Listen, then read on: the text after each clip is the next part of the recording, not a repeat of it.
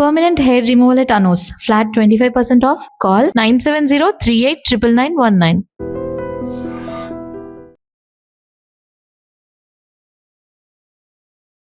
ఐడ్రీమ్ ప్రేక్షకులకు నమస్కారం. పరాభవ సంవత్సర ఉగాది శుభాకాంక్షలు. మన తెలుగు లోగిళ్లలో ఉగాదికి సంబంధించి ముందుగా మనకి గుర్తొచ్చేది పచ్చడి, పంచాంగం కదండి. అయితే మరి పంచాంగ శ్రవణం మాత్రం ప్రతి ఒక్కరూ తెలుసుకోవాలనుకుంటారు, చాలా ఆతృతగా ఎదురు చూస్తారు, వింటారు, ఆచరణలో కూడా పెడతారు. అంటే ఇటు వ్యయం కానీ, ఆదాయం కానీ, లేదా రాజపూజ్యం కానీ, అవమానం కానీ ఏ విధంగా ఉంది, ఎలా అలర్ట్గా ఉండాలి, అనుగుణంగా ఎలా లైఫ్ని ప్లాన్ చేసుకోవాలి ఈ సంవత్సరం పాటు అని ప్రతి ఒక్కరం కూడా మనం ఎదురు చూస్తూ ఉంటాం. మరి అట్లాగే ద్వాదశ రాశుల వారికి ఎలా ఉండబోతుంది ఈ కొత్త సంవత్సరంలో తెలియజేయడానికి మనతో పాటు ప్రముఖ ఆస్ట్రాలజర్ బ్రహ్మశ్రీ గోరుగుంట్ల సురేష్ బాబు గారు ఉన్నారు. నమస్తే అండి. కీర్తి గారు నమస్కారం అండి. ఉగాది పండుగ శుభాకాంక్షలు అండి. మీకు, మీ టీంకి, యాజమాన్యానికి అందరికీ శ్రీ పరాభావనామ సంవత్సర ఉగాది శుభాకాంక్షలు అండి. సో సురేష్ బాబు గారు, మరి ధనుసు రాశి వారికి శ్రీ పరాభావనామ సంవత్సరంలో ఎలా ఉంటుందో తెలియజేస్తారా? ఓం గం గణపతియే నమః. స్వర్ణలక్ష్మి నమస్తే అస్తు. పరబ్రహ్మ స్వరూపిణి రాజ్యం దేహి ధనం దేహి సర్వకామాంచ దేహి మే. స్వర్ణలక్ష్మి అమ్మవారు మనందరికీ పరబ్రహ్మ తత్వాన్ని ఇవ్వాలి, బ్రహ్మ జ్ఞానాన్ని ఇవ్వాలి, ఆనందమయం మనం ముఖంలో ప్రతిరోజు ఉండాలని చెప్పేసి అమ్మవారు అలా దీవించాలి. మనకి నచ్చినవి కొన్నిసార్లు వచ్చినా రాకపోయినా, అనుకున్నవి కొన్నిసార్లు జరిగినా జరగకపోయినా మనం మాత్రం హ్యాపీగా ఖుషీగా ఉండాలి. ప్రతి మూమెంట్ని, ప్రతి నిమిషాన్ని ఎంజాయ్ చేయగలిగిన ఒక మానసిక స్థితిని, ఒక ఏమంటారు బ్రహ్మానందాన్ని మనకి ఇవ్వాలని చెప్పేసి మనం కోరుకుందాం. అంతేకాకుండా అమ్మవారు ప్రతి ఒక్కరికి రాజ్యం దేహి, మంచి పవరు, స్టేటస్, పొజిషను మన కింద ఒక ఏమంటారు ఒక పరిచారకులు, బాగా ఎంప్లాయీస్ వాళ్ళందరూ ఉండేసి మాటకు బాగా విలువ ఉండే విధంగా అమ్మవారు ఆశీర్వదించాలి. ధనం దేహి, విపరీతమైన ధనం ఇవ్వాలి. ఇంటి నిండా ధనం, ఆఫీస్ నిండా ధనం, షాపింగ్ మాల్స్ పోతే అక్కడ కూడా వీళ్ళకి ధనం ఉండాలి. అంతేకాకుండా సర్వకామార్థ సిద్ధి, ఎనీ కామం వాళ్ళ మనసులోకి ఇది కావాలి అని అనుకుంటే తక్షణమే అమ్మవారు వాళ్ళకి అన్నీ ఇచ్చేయాలని చెప్పేసి అమ్మవారి యొక్క కరుణా కృప వాళ్ళ మీద విపరీతంగా ఉండాలని చెప్పేసి మనం కోరుకుంటూ ధనుసు రాశి వారికి శ్రీ పరాభావనామ సంవత్సరంలో ఎలా ఉందో చూద్దాం. ఇందులో ముఖ్యంగా ఇందులో ఉన్న రాశులు మూలా నక్షత్రం 1, 2, 3, 4 పాదాలు, 2 పూర్వాషాఢ 1, 2, 3, 4 పాదాలు, ఉత్తరాషాఢ ఫస్ట్ పాదం అంతా ధనుసు రాశిలో ఉంటారు. ఇలా చూస్తే ఒక ఎలా ఉంటుందంటే ఆదాయం 14 ఉంది, వ్యయం 11 ఉంది. అంటే సహజంగా ఆదాయం వీళ్ళకి ఎక్కువగా ఉంది. తర్వాత రాజ్యపూజ్యం 5 ఉంది, అవమానం 6 ఉంది. అంటే ఆల్మోస్ట్ ఒక తటస్థంగా ఉంది.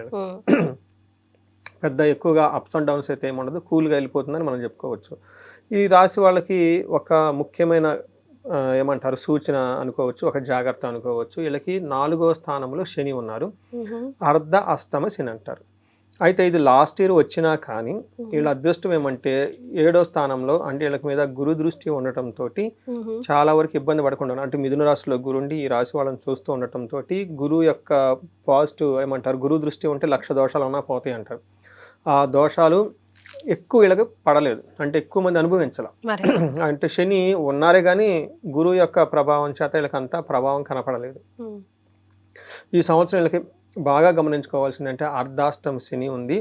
దానికి తోడు ఇప్పటిదాకా ఎవరైతే గురువు వీళ్ళని కాపాడుతూ ఉన్నాడో ఆ గురువు పొజిషన్ మారుతూ ఉండటంతో జూన్ తర్వాత ప్రాబ్లమ్స్ కొంచెం అధికమయ్యే అవకాశం ఉంటుంది. ఎలాంటి ప్రాబ్లమ్స్ అంటే స్త్రీ బంధు అర్ధ సుఖ చ్యుతి అంటారు సంస్కృతంలో. అంటే స్త్రీల ద్వారా మదర్ కానీ వైఫ్ కానీ సంథింగ్ స్త్రీల ద్వారా, తర్వాత బంధువుల ద్వారా, అర్థం ధనం ద్వారా, సుఖం అప్పటిదాకా కంఫర్టబుల్గా లగ్జరీగా ఉన్న కార్లు కానీ, బంగ్లాలు కానీ, ఇల్లు కానీ ఏదైనా ఉంటే వాటి ద్వారా కానీ అవి వీళ్ళకి తగినంతగా సపోర్ట్ ఇవ్వకుండా ఆ రూపాయన వాళ్ళకి ఏదో ఒక ప్రాబ్లం లేదంటే ఏమంటారు ఏదో ఒక విషయంలో బాధపడే అవకాశం ఉంటుంది. వీళ్ళకి గురువు 7వ స్థానంలో ఉండి భోగాన్ ఐశ్వర్యాన్ని ఇస్తూ ఉన్నారు. ఇది లాస్ట్ 1 ఇయర్ నుంచి 9 మంత్స్ నుంచి ఇస్తూ ఉన్నారు, ఇంకా జూన్ వరకు ఇస్తూ ఉన్నారు.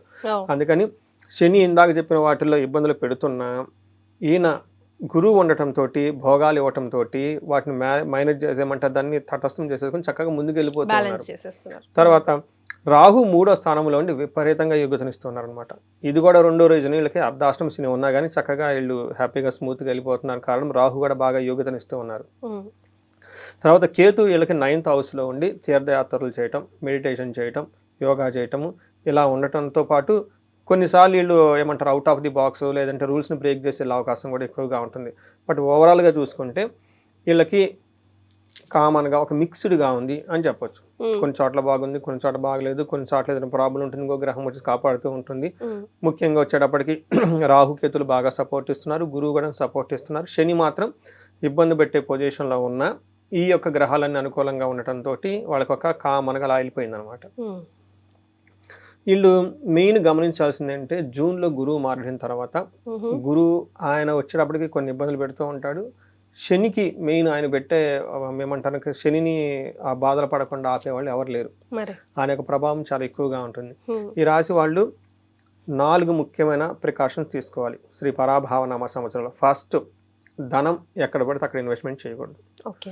ధనం విషయంలో చాలా స్లోగా ఉంటుంది. అంటే ధనం వీళ్ళు ఒక 10 రోజుల్లో వస్తుంది అనుకుంటే అది 30-40 రోజులైనా పట్టవచ్చు. ఉమ్, రెండోది, మనం ఒక 10 అవర్స్ వర్క్ చేసుకొని చక్కగా నిద్రపోదాం అనుకుంటే ఆ 10 అవర్స్ కాస్త 10 గంటలు 15 గంటలు ఎక్కువ వర్క్ చేయాల్సి వస్తుంది. ఒకసారి లేట్ నైట్ కూడా వర్క్ చేయాల్సిన అవసరం వస్తుంది. ఉహు, అంటే వర్క్ ఎక్కువ చేయాలి, రిజల్ట్ రాదు. దీంతో ఫ్రస్ట్రేషన్ గురే అవకాశం ఎక్కువ ఉంటుంది. ఉమ్, ఎవరిని పడితే వాళ్ళని నమ్మేది లేదు. ఉమ్, ఇంటిలో వాళ్ళు కానివ్వండి, బయట వాళ్ళని కూడా నమ్మకుండా ఉండాలి. మూడోది, కొత్తగా వచ్చిన ఇన్వెస్ట్మెంట్లు, కొత్తగా ఉండే ప్లాన్లు, లేదంటే కొత్తగా ఎవరైనా ఒక ప్రపోజల్ తీసుకొచ్చి చేద్దాం అనుకుంటే అలాంటి వాటికి ఇల్లు కొంతకాలం దూరంగా ఉంటే చాలా చాలా బెస్ట్. ఓకే. ఎందుకంటే ఈ టైంలో అష్టమంలోకి గురువు వెళ్ళిపోవడంతో సరైన విజ్డమ్, అంటే ఏది మంచి ఏది చెడు అన్న ఒక గ్రహించే శక్తి వీళ్ళ దగ్గర ఉండదు.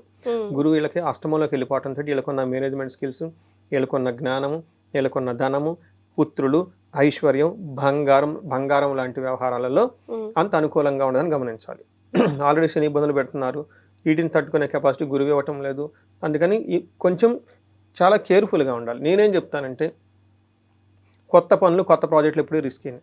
ఆల్రెడీ ఉన్న పనులు, ఆల్రెడీ ఉన్న బిజినెస్లు, ఉన్న రిలేషన్షిప్స్ని చక్కగా మెయింటైన్ చేసుకుంటూ సింపుల్గా, హంబుల్గా ఉండటం అనేది వీళ్ళకి చాలా చాలా ఇంపార్టెంట్. అనవసరమైన డాంబికాలకు పోవటం, దర్పాలకు పోవటం, ఏదేదో చేయాలనుకోవటం, ఎవరెవరినో ఇంప్రెస్ చేయాలనుకుంటూ చేసుకుంటా పోతే శనికి అలాంటి ఏమీ నచ్చదండి.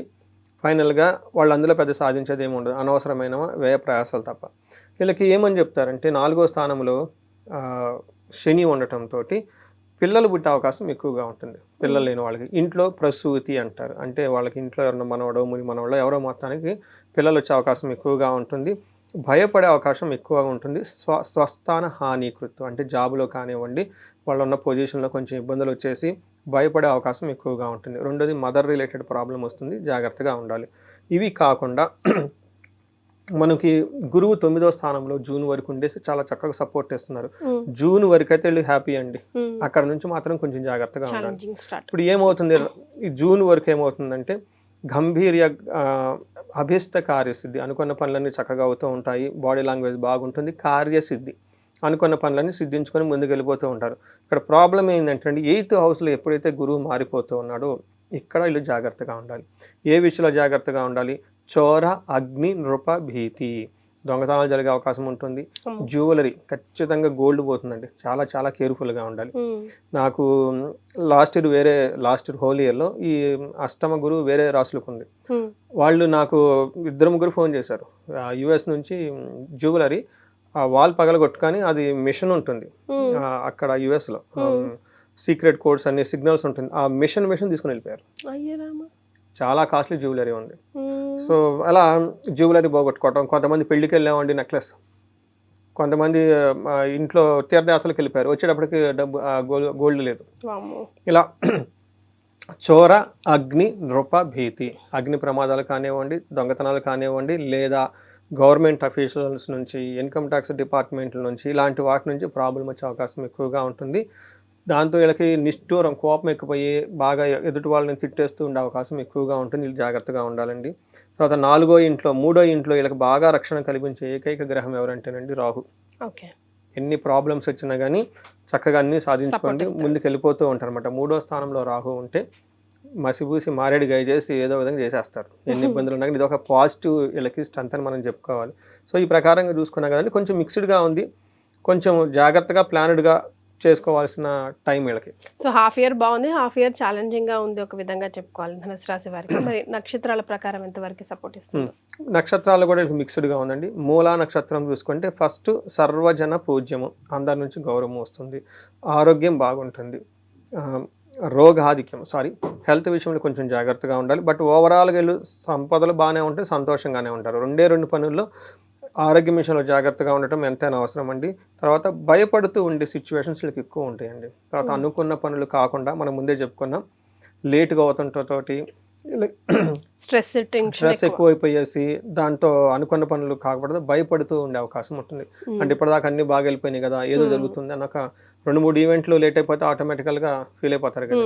తర్వాత పూర్వాషాఢ నక్షత్రం వాళ్ళకి సంతోషంగా ఉంటారు, హెల్త్ బాగుంటుంది, అన్ని విషయాల్లో బాగుంటుంది. అయితే వీళ్ళకి అనుకున్న పని కాకుండా అగైన్ భయపడుతూ ఉండే అవకాశాలు ఎక్కువ ఉంటుంది. నెక్స్ట్ ఉత్తరాషాఢ నక్షత్రం వాళ్ళకి సంతోషంగా ఉంటారు. ఫస్ట్ వీళ్ళకి ప్రమోషన్స్ వచ్చే అవకాశం ఉంటుందండి, కానీ ధనాన్ని విపరీతంగా కోల్పోయే అవకాశం ఈ నక్షత్రం వాళ్ళకి ఎక్కువగా ఉంటుంది. ఆరోగ్య విషయంలో జాగ్రత్తగా ఉండాలి.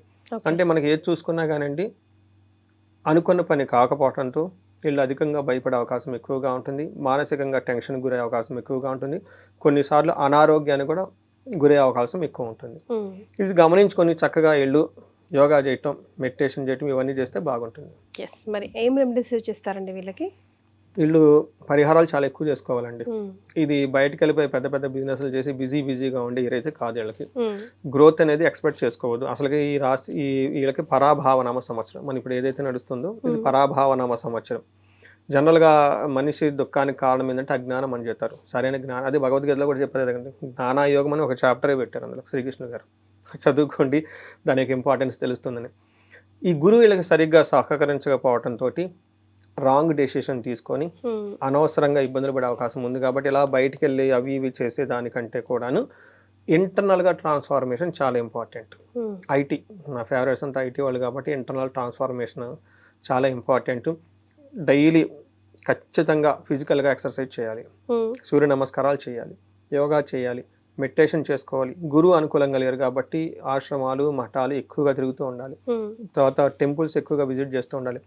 ఎప్పుడు వీళ్ళకి వెకేషన్ దొరికితే లేదంటే ఎప్పుడు వీళ్ళకి టైం ఉంటుందో కొత్త వాటి మీద మనసు పెట్టుకోకుండా ఈ సంవత్సరం అంతా వీటి మీద ఫోకస్ పెట్టుకోగలిగితే ఫస్ట్ ఎలాంటి లాసెస్ వీళ్ళకి రావండి.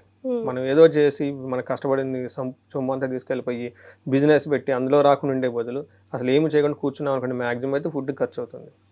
అంతే కదండి. నేను చాలా మంది చెప్తూ ఉంటా, ఇలా జాగ్రత్తగా ఉండడం చాలా చాలా ఇంపార్టెంట్. ఇంకా శనికి సంపూర్ణ శాంతి పూజలు చేయించాలి. జపము, దానము, తర్వాత తర్పణం, శనికి పాశుపతాభిషేకం అని ఉంటుంది, అది చేయించుకుంటూ ఉండాలి. శనికి సంబంధించి దక్షిణ కాళీ అమ్మవారు అంటారు, ఉగ్రదేవత. ఈ మాతకు కూడా కొన్నిసార్లు జపం చేయించుకోవాలి అంటే చేసేవాళ్ళు ఉంటారు. వీటితో పాటు గురువుకి సంబంధించి సంపూర్ణ శాంతి పూజలు చేయించుకుంటారు. అంటే శనికి గురువుకి ఇద్దరికి తప్పకుండా వీళ్ళకి సంపూర్ణ శాంతి పూజలు చేయించుకుంటూ ఉండాలి. దేవస్థానానికి వస్తే వీళ్ళు కోటప్పకొండ దర్శించుకుంటే చాలా బాగుంటుంది గుంటూరు దగ్గర. అక్కడ దక్షిణామూర్తి అవతారం, గురువుకి సంబంధించి హోమం కూడా చేస్తూ ఉంటారు. ఈ హోమం చేయించుకుంటే చాలా తక్కువ ఖర్చు చేస్తూ ఉంటారు. దేవస్థానం చూసేసి చక్కగా హోమం చేయించుకుంటే శని మనకి గురువు యొక్క ప్రభావం చాలా వరకు నెగిటివ్ ఇన్ఫ్లుయెన్స్ అని తగ్గుతూ ఉంటుంది అనమాట. ఇవి కాకుండా ఇంకా ఇండివిజువల్గా వాళ్ళు ఏదైనా జాతకంలో ఇంకా ప్రాబ్లమ్స్ ఫేస్ చేస్తుంటే భార్యాభర్తలు అన్యోన్యత కానివ్వండి, ధన సంపాదన కానివ్వండి, ఎన్నో రకాల పాశుపత అభిషేకాలు ఉన్నాయి, అవన్నీ చేయించుకుంటూ ఉంటే ఈ యొక్క స్ట్రెస్ అనేది చాలా తగ్గి అట్లీస్ట్ రాబోయే ప్రాబ్లమ్స్ నుంచి వీళ్ళు ఎక్కువగా దాని యొక్క ప్రభావం పడకుండా ఉండేసి చక్కగా హ్యాపీగా ఉండే అవకాశం ఎక్కువ ఉంటుందండి. సో ధనుసు రాశి వారికి మోర్ లెస్ కొంచెం ఛాలెంజింగ్ ఇయరే. ఈ ఇయర్ ఒక్కటి కొంచెం లో ప్రొఫైల్ మెయింటైన్ చేసుకుంటూ రెమెడీస్ ఫాలో అవుతే మీరు చెప్పిన విధంగా ఈ ఇయర్ నుంచి బయటపడవచ్చు. రైట్ అండి. Thank you so much. ధన్యవాదాలు. థ్యాంక్ యూ అండి.